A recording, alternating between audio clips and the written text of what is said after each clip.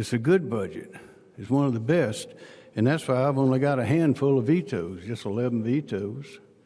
And I don't think any of them, maybe one or two, only involve money. And that's where we begin on this Sunday in South Carolina. Money matters in the Palmetto State. The governor touting the spirit of cooperation at the State House after the General Assembly put together a budget that Governor McMaster barely touched with his veto pen. Brian McConkey here sitting solo in the studio, but that doesn't mean we're solo throughout because we got our friends Dave Wilson and Catherine Glenn Foster on the road, taking in some Broadway, but always here to get us connected to the Capitol. How is everybody on this Sunday morning? It's a great Sunday morning in New York City. Great Sunday. Hey, it is when you're seeing the shows. Why not? You know, usually we have a show at the State House, but there wasn't one this week. The governor calls his news conference and says, hey, I struck only $10,000 from a $14.5 billion spending plan. That's a long way from Mark Sanford vetoing the whole budget almost 20 years ago. We've come a long way here in South Carolina, haven't we? We certainly have. There was a lot of communication, a lot of cooperation to get this budget through. And as you said, only $10,000 actually got vetoed, which is less than, as Dave pulled out his calculator here. And we're not going to pull it off the phone right now, but yeah, yes. He did the math. You got to turn your phone sideways to actually see all the zeros that come before the real numbers.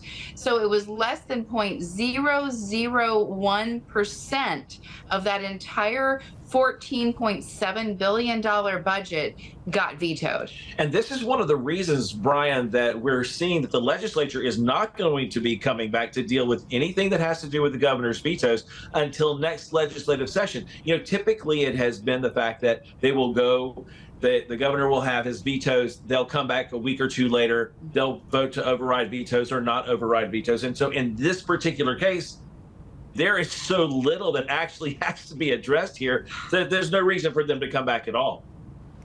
No, they're not even going to. There's no reason to. The stuff that's in there still, though, probably was never going to be touched. We're talking about those critical issues when it comes to education and keeping teachers here in South Carolina. That stays. All the education stuff, that stays. That's very good news. That's right. And that was one of the governor's key priorities for this session, was to increase teacher pay, increase teacher attraction and retention rates, and all of that will stay, which is great news for South Carolina education. So the other part about it, too, is you've got a lot of money that's now flowing into what needs to be done with roads, what needs to be done with bridges. And on top of that, there was additional funding that went towards veterinary school at Clemson University, the Brain Health Research Center that we had a conversation about with Dr. Fredrickson over at USC, the USC Research Department. A lot of those things got put in there as well. And the budget, the Bureau of Economic Advisors, these are the people who say, okay, here's how much money is coming into the state. Here's what you should be expecting. They said, we still have a very healthy economy. The question, though, Brian, is this: will we be able to sustain that level of budget balance and money flowing in over the next several years? Because, Catherine, we talked about this before. If you look at what's going to be happening when it comes to tax cuts, if you're going to take this from our 5%, 6% and continue to knock it down, there's going to have to be revenue sources. And Brian, that's one of the things that the Board of Economic Advisors is beginning to ask right now is, will that be able to be sustainable for the long run for what they're ultimately trying to do on the tax cuts? That's right. And that takes us to one of the governor's other key priorities, which is attracting new business to South Carolina, bringing in some of those mega corporations from across the United States and even from overseas. And so when we look at that, there are other factors that are going to begin to play into this. But South Carolina has seen an unbelievable amount of economic growth, a lot of in-migration into the state. More than 1 million people have moved into the state of South Carolina in the last dozen plus years. And that level of population growth has really kind of spread that ability for us to bring income into the state, the sales tax and everything else. So it's going to be really interesting to see what happens with that over the next couple of years. It is. And that really, it just highlights how aligned the state house is with the governor's priorities. Right. There's not a lot of space between them. Which is not something that you've been seeing from many governors, Brian. As you said, Yeah. You don't see a whole lot of that historically. No, you certainly don't. Even Governor McMaster's predecessor, Nikki Haley, did get a little wild with the veto pen during some of her final years in that office as well. But never as wild as that one year where Governor Sanford just said, "Here, I don't want this. I don't want this budget.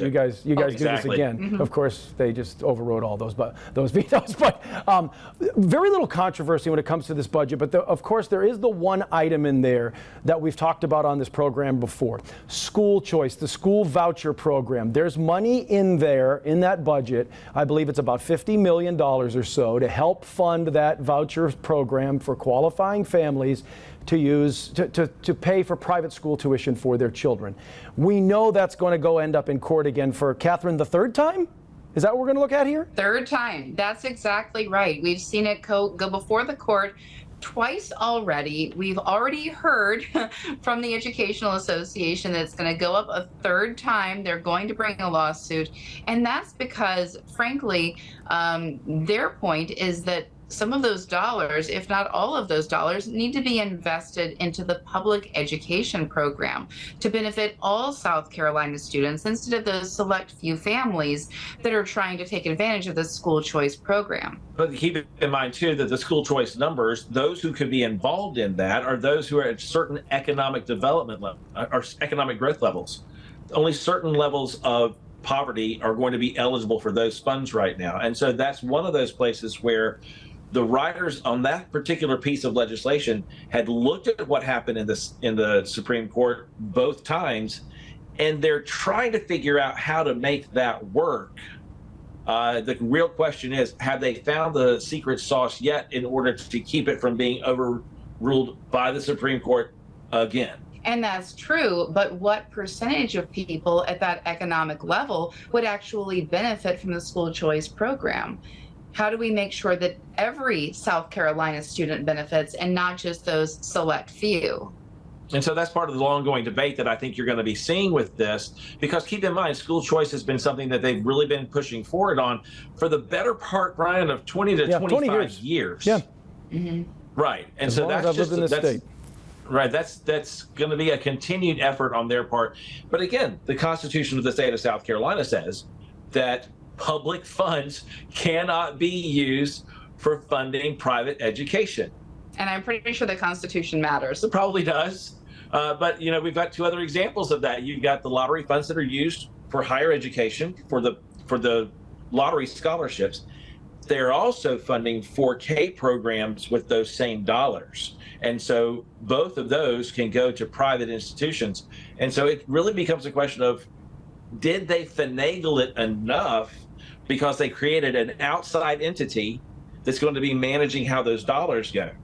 Well, it's still state dollars. The question is, flowing through some other group, does it kind of wash that money clean, so to speak?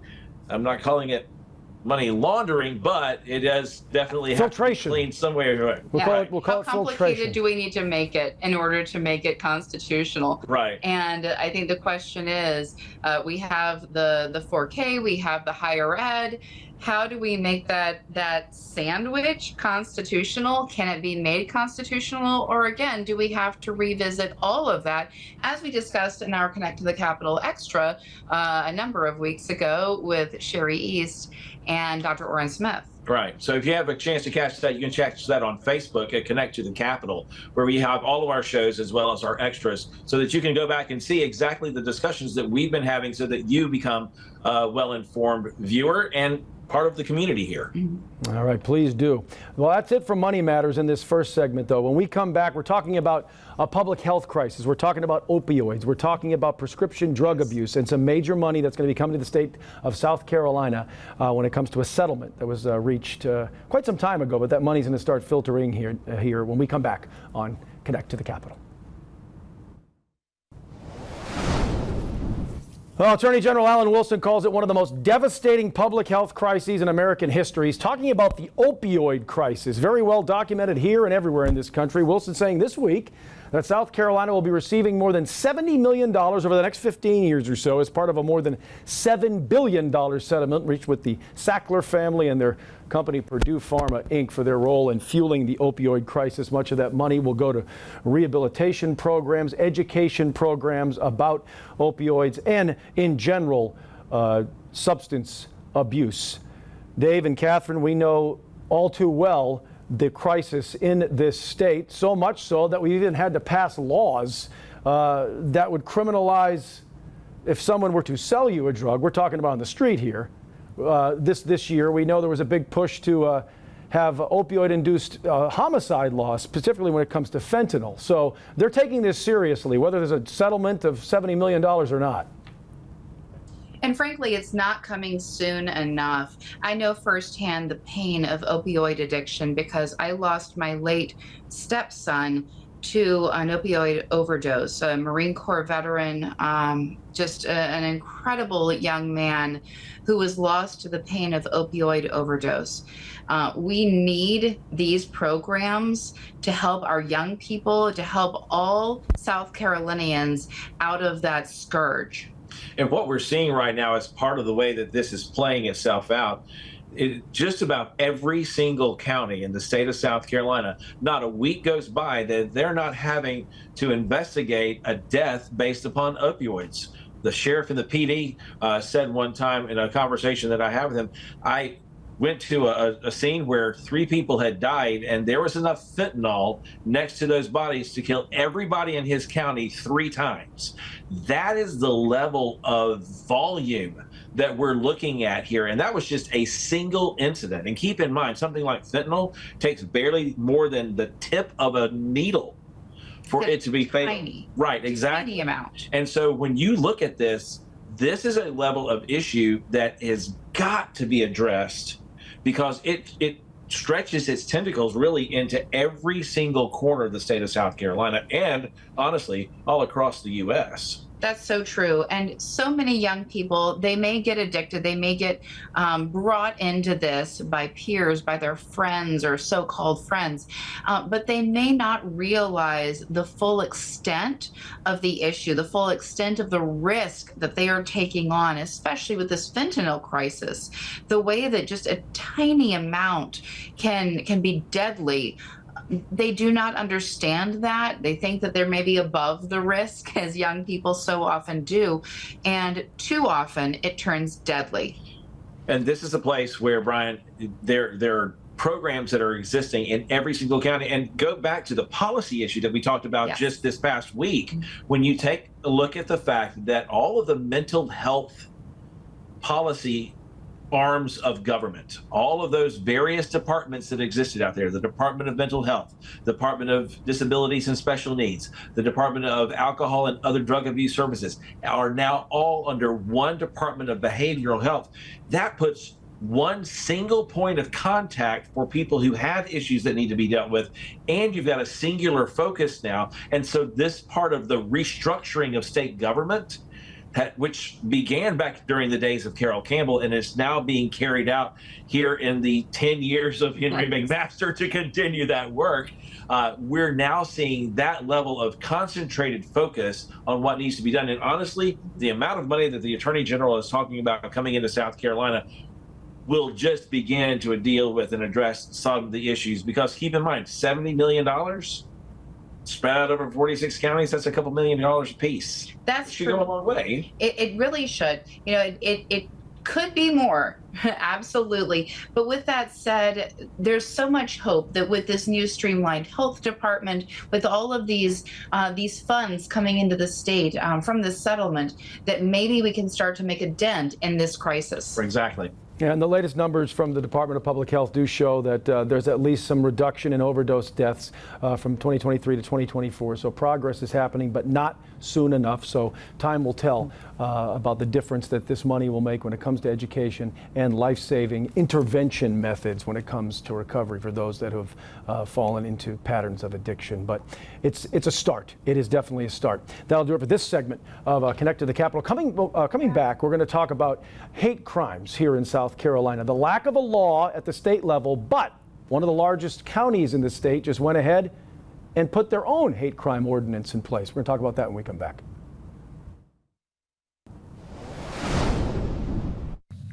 The message is clear. There is no place for prejudice in Richland. It is a crime most foul, and today, it must be outlawed. The fact that we still don't have any hate crime legislation feels like the weight of that legacy, especially when hate crimes go unaddressed. It feels like progress is always just out of reach in this state. But this ordinance is a meaningful step forward. It's also good governance. Richland County residents taking a stand, sounding off about hate. Now, shortly after this on Tuesday night, County Council made some history, approved a hate crime ordinance in their county, here in the first county in South Carolina to do that. So, the question now, with just South Carolina remaining just one of two states that does not have a state hate crime law on the books, that effort seemingly stuck in limbo year after year since an effort to pass one after the racially charged Mother Emanuel church shooting. Some now asking, what if what happened in one of the state's largest counties will send a message to the State House? That has been asked by a number of members of Richland County Council and some of the people who spoke the other night at that meeting. We know that there's been a lot of push at the State House to get a hate crime law passed. It hasn't happened. It's gone through the House and then it stops. Does that change, or are we still just going to do this again next year if it's taken up? Yes, as we come up to the anniversary of Emanuel 9, we are seeing again no statewide hate crimes law. We are seeing Richland County making a real difference there, trying to address some of those historical injustices and historical violence that's taken place too often against marginalized groups. So especially when local authorities may have failed to act there.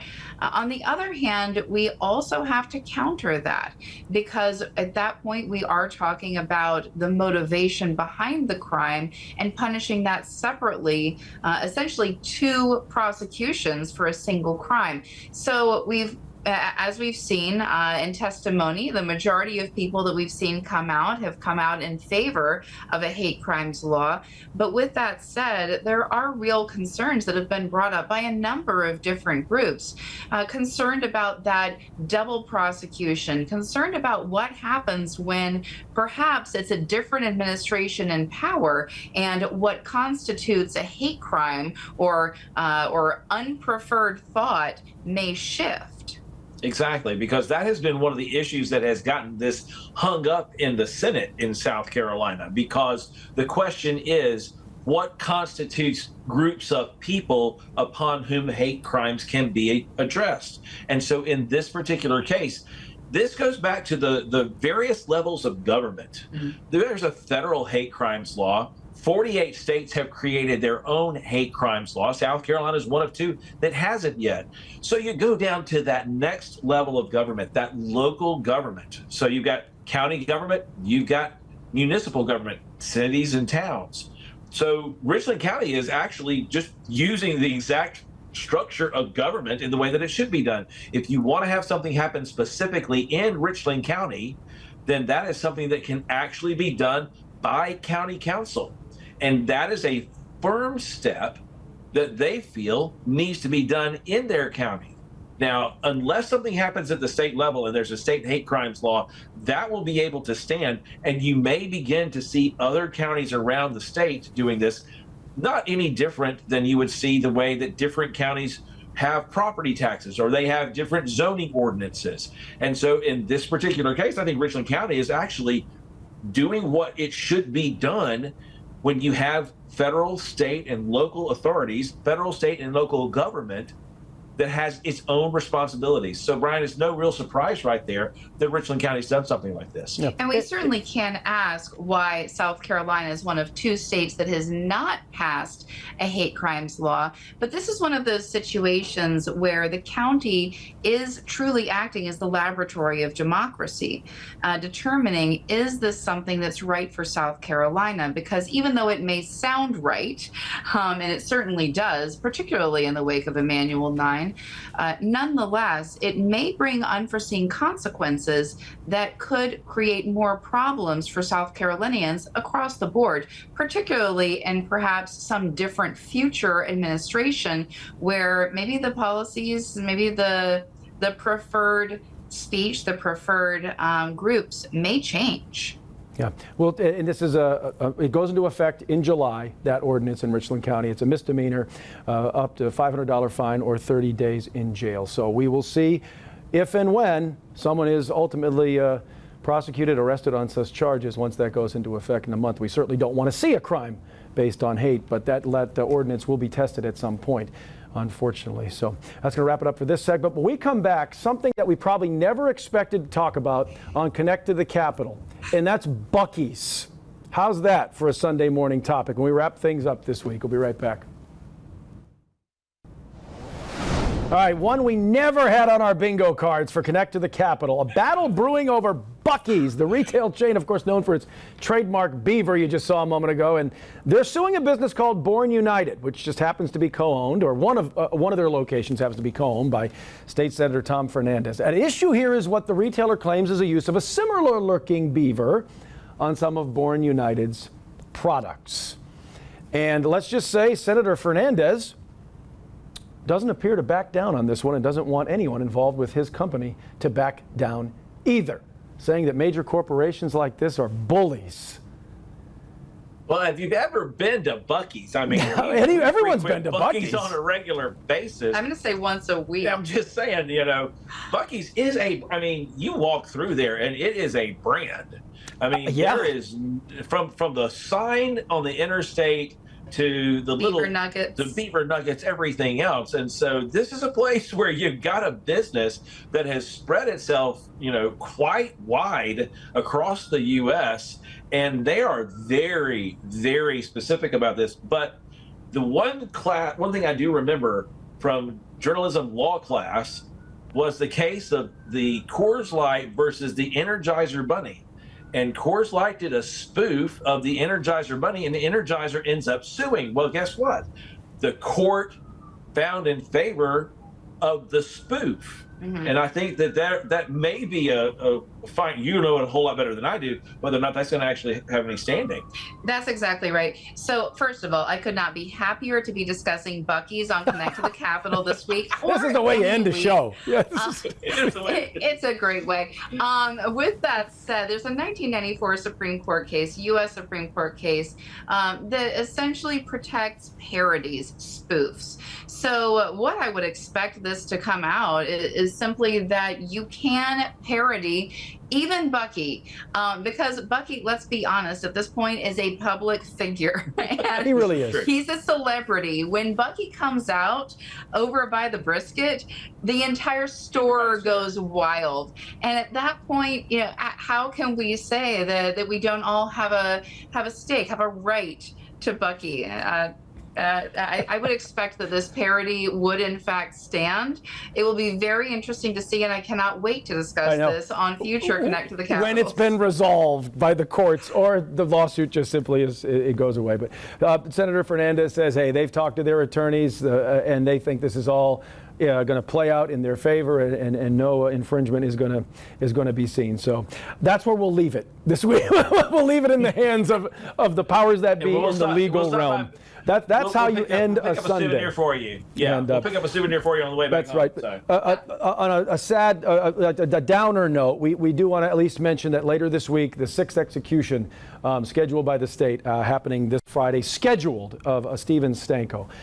So we will see if that does in fact play out, if the governor does not intervene. But again, worth noting that no governor has ever intervened since capital punishment was rebooted in the mid-1970s here in South Carolina. So Stephen Stanko, a convicted double killer, about 20 years ago, that case out of Orleans That's true, County. and lethal injection. By lethal injection. So again, that controversy we know has been well documented on this program. So we will see in the days to come if any more legal wrangling will start. It of course will start, but will it resolve this issue, or will the execution be carried out as expected? That's going to do it for this week on Connect to the Capitol. Dave, Catherine, thank you for joining us from the road, and we're glad that everyone watching joined us from home. We'll see you again in a week.